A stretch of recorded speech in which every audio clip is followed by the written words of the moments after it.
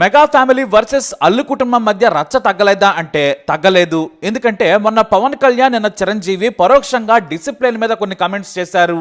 అవి డైరెక్ట్ గానే icon star Allu Arjun తాకాయి. పవన్ కళ్యాణ్ అయితే తన అన్నయ్య చిరంజీవిని వాడుకుని పైకొచ్చిన వాడు మూలాలను మరిచిపోకూడదని పరోక్షంగా అన్నారు. నేనైనా రామ్ చరణ్ అయినా హీరోలుగా ఉన్నామంటే అది మా అన్నయ్య చిరంజీవే కారణం. మా అన్నయ్య ఎక్కడో మొగల్తూరు అనే కుగ్రామంలో పుట్టి హీరోగా ప్రయత్నాలు చేశారు. తాను జీవితంలో ఎదిగేందుకు ఎంతో కష్టపడ్డారు. ఒళ్ళు హోనాన్ చేసుకుని ఇంటికి వచ్చేవారు. కొన్నిసార్లు కాళ్ళు వాచిపోయేవి. ఆయన అలా కష్టపడి పైకొస్తే ఆయన నీడలో మేం పెరిగాం, ఇప్పుడు పెద్దయ్యాం కదా అని మూలాలను మరిచిపోవద్దు. మరిచిపోతే మనిషే కాదన్నట్లుగా ఇండైరెక్ట్ గా అల్లు అర్జున్కు పంచి విసిరారు పవన్ కళ్యాణ్. అంటే ఇంకా ఆ వైరం తగ్గలేదనే కమెంట్స్ పవన్ మాటల్లో వినిపించాయి. అంతేకాదు చిన్నప్పటి నుంచి కూడా రామ్ చరణ్ చాలా అనుకువగా ఉంటాడు, క్రమశిక్షణతో పెరిగాడు, పెద్దలను గౌరవిస్తాడు, ఎంత ఎదిగినా ఒదిగుంటాడు. ఇదే గొప్ప లక్షణమని పరోక్షంగా దెప్పిపొడిచారు పవన్ కళ్యాణ్. ఇక చిరంజీవి కారణంగా ఎదిగిన అల్లు అర్జున్ మూలాలను మరిచిపోయాడని సెటైర్ వేశారు పవన్. ఎందుకంటే చాలా రోజులుగా తాను సొంతంగా ఎదిగినట్లు బిల్డప్ ఇస్తున్నాడు అల్లు అర్జున్. కానీ మొదట్లో ఉన్న మెగా ఫ్యామిలీ మద్దతును, మెగా ఫ్యాన్స్ సపోర్ట్ ను మరిచిపోయాడని పవన్ చెప్పకనే చెప్పేశారు. ఎందుకంటే మొదటి నుంచి అల్లు అర్జున్ ని మెగా కాంపౌండ్ హీరోగానే చూశారు. మీడియా కూడా మెగా ఫ్యామిలీ హీరోనని చాలా ఏళ్లు రాసుకొచ్చింది. కానీ కొంత గుర్తింపు వచ్చిన తర్వాత ఆ మెగా ట్యాగ్ ను తొలగించుకునేందుకు విశ్వ ప్రయత్నం చేశాడు. ఆ ప్రయత్నంలో తప్పులేదు, చేస్తే చేయొచ్చు, కానీ చెప్పన బ్రదర్ అంటూ ఏకంగా పవన్ కళ్యాణ్ టార్గెట్ చేశాడు అల్లు అర్జున్. అక్కడి నుంచి అసలు గొడవ మొదలైంది. పైకి కనిపించకపోయినా కూడా వారు మొదలైంది. మరీ ముఖ్యంగా మెగా ఫ్యాన్స్, పవన్ ఫ్యాన్స్ వెంటనే అల్లు అర్జున్ దూరం పెట్టేశారు. ఇటు అల్లు అర్జున్ కూడా అల్లు అర్జున్ ఆర్మీ అంటూ ఓ గ్రూప్ ను ఏర్పాటు చేసుకున్నాడు. తన దగ్గరుండి దాని బాధ్యతలను చూసుకున్నాడు. ప్రత్యేక సోషల్ మీడియా టీం ను కూడా ఏర్పాటు చేసుకుని ఫ్యాన్ ఫాలోయింగ్ ని పెంచుకునే ప్రయత్నం చేస్తూనే ఉన్నాడు. కానీ మెగాస్టార్ కి కూడా మొన్నటికి మొన్న ఏపీ ఎన్నికల సమయంలో అల్లు అర్జున్ ప్రవర్తించిన తీరు నచ్చలేదేమో. అంతేకాదు అల్లు అర్జున్ చేసిన కామెంట్స్ పై కూడా నొచ్చుకొని ఉంటారు. మరి అవన్నీ మనసులో ఉన్నాయో ఏమో. పరోక్షంగా మెగాస్టార్ చిరంజీవి ఓ సభలో డైరెక్ట్ కామెంట్స్ చేసేశారు. మామూలుగా చిరంజీవి చిరుకోపం ఉన్న వ్యక్తి మాత్రమే, పెద్దగా పగలను పెట్టుకోరు, ఆయన గుర్తించుకోరు కూడా, అవమానాలను కూడా తీసుకుంటారు. తన సినిమాని ప్రేక్షకులు ఆరాధిస్తే చాలు, అభిమానులు తోడుంటే చాలు, మరేం అక్కర్లేదనుకునే వ్యక్తి, సాయం చేయమని శత్రువు అడిగినా కూడా చేసే వ్యక్తి. అలాంటి మెగాస్టార్ కూడా క్రమశిక్షణ మీద కమెంట్ చేశారు. నువ్వు హీరోగా నిలబడొచ్చు, కానీ బిహేవియర్ కూడా చాలా ముఖ్యం. నీ బిహేవియర్ కూడా అడిషనల్ గా యాడ్ అవ్వాలి. ఏంటంటా అని కాలరగరేస్తే వీడేంట్రా బాబు ఎలా ఉన్నాడు, వీడితో మనకొద్దురా బాబు అని జనం వెళ్ళిపోతారని హెచ్చరికలు జారీ చేశారు చిరంజీవి. నా టాలెంట్ ఉంది కదా ఎస్ అని అనుకుంటే కుదరదు బాబు. నీ బిహేవియర్ కూడా దానికి అడిషనల్ గా యాడ్ అవ్వాలి.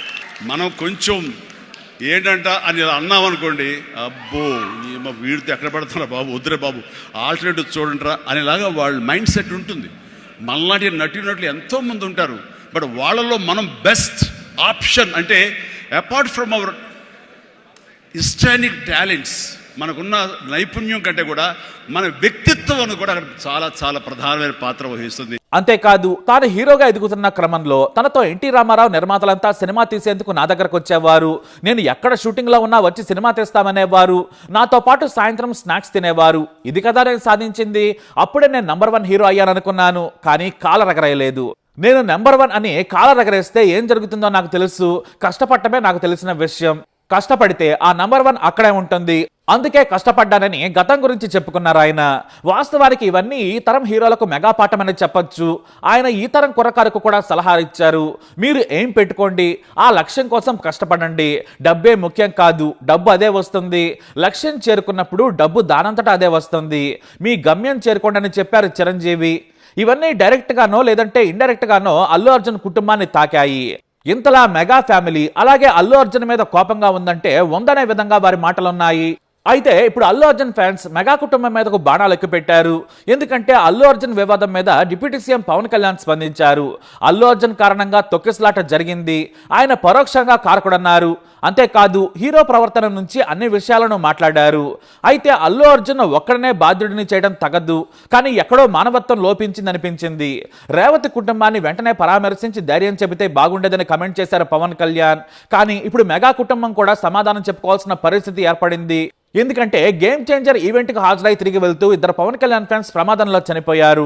రంగంపేట మండలం కార్గిల్ ఫ్యాక్టరీ దగ్గర ఓ వ్యాన్ వారిని ఢీకొట్టడంతో ఇద్దరు చనిపోయారు. ఈ ఇద్దరు యువకులు కాకినాడకు చెందిన తోకడ చరణ్, అరవ మణికంఠగా పోలీసులు గుర్తించారు. చేతికంది వచ్చిన తమ పిల్లలు సినిమా పిచ్చిలో పడి హాజరై చనిపోయారు. మాకు దిక్కు లేకుండా అయిపోయింది, మేము ఎవరి కోసం బ్రతకాలని ఆ యువకుల తల్లిదండ్రులు, బంధువులు ఏడుస్తుంటే అంతా కన్నీరు మున్నీరయ్యారు.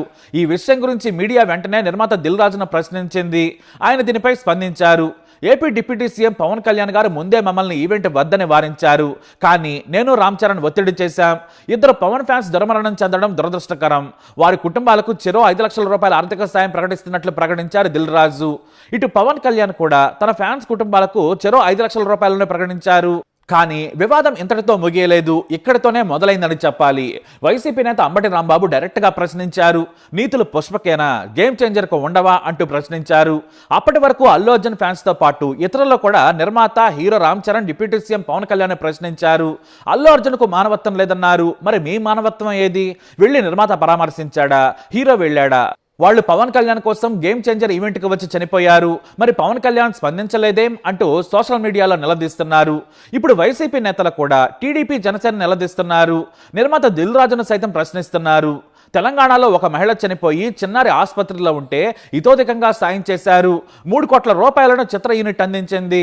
మరి ఏపీలోని 2 యువకులు చనిపోతే వారి కుటుంబాలు రోడ్డున పడ్డాయి. వారికి 10 లక్షల రూపాయలు సరిపోతాయా? మీరు కూడా 3 కోట్లు చెల్లించండి, వారి కుటుంబానికి అండగా నిలబడాలని ప్రశ్నిస్తున్నారు. దీంతో ఈ వివాదం మరింత ముదిరింది. అయితే అల్లు అర్జున్ కూడా చిన్నారి శ్రీతేజను కలిసేందుకు హాస్పిటల్కి వెళ్లాలనుకున్నారు. కానీ ముందు పోలీసులు వద్దని వారించారు. మీరు వస్తే ఇన్ఫెక్షన్లు రావచ్చు, వేరే పేషెంట్స్ ఉంటారు, మీరు రావద్దని సూచనలు చేశారు. దీంతో ఆయన వెనకడిగేశారు. కానీ అల్లు అర్జున్ మాత్రం పట్టు విడవలేదు. శ్రీతేజను కలిసేందుకు అంతా సర్వం సిద్ధం చేసుకున్నారు. ఇప్పుడు పోలీసుల అనుమతి కూడా లభించేసింది. కానీ పోలీసులు మాత్రం గోప్యంగా ఉంచి అతి తక్కువ సమయం మాత్రమే ఇచ్చారు. మొత్తానికి ఇప్పుడు ఈ వివాదం బాల్ మెగా కాంపౌండ్ లోకి వచ్చింది. అల్లు అర్జున్ కు నీతులు చెప్పిన వారు, చెబుతున్న వారు కూడా పాటిస్తే చూస్తాం. వాళ్ళు కూడా రేవతి కుటుంబం లాంటి అభిమానులే, వారిని కూడా పరామర్శించాలి.